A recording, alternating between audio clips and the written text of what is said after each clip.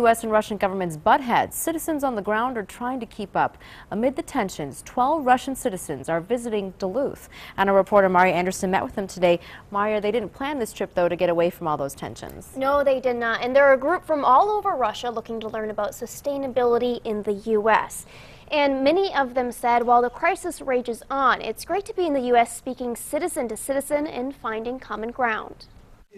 We, as the citizens of our countries and citizens of the globe, need to continue this kind of relationship building. Just last week, Russian President Vladimir Putin signed bills making Crimea part of Russia and completing the annexation from Ukraine. Tensions between the U.S. and Russian governments are now at an all-time high. But while the presidents go head-to-head from a distance, 12 Russian citizens are visiting Duluth on their own agenda. We have visited Research Institute, which also inspired me a lot. They say the political turmoil back home hasn't affected their visit to the States. It's really a great time to be here, and to be honest, we don't feel any political conflicts. It's just politics, but we are beyond that, so we're just people.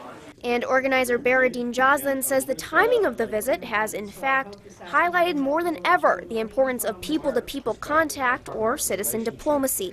Because it's the relationships that people have with one another that endure and that help us see what we share in common. And this trip is not about politics, but rather innovation, specifically involving plants and animals. With our U.S. partners, we are going to create a project which is devoted to conservation of our flora and fauna, both in the U.S. and in Russia. They visited the NRRI and learned about different sustainability efforts at UMD and local farms. Joslin says the group is very diverse, but they all share a commitment to civic engagement and social improvement.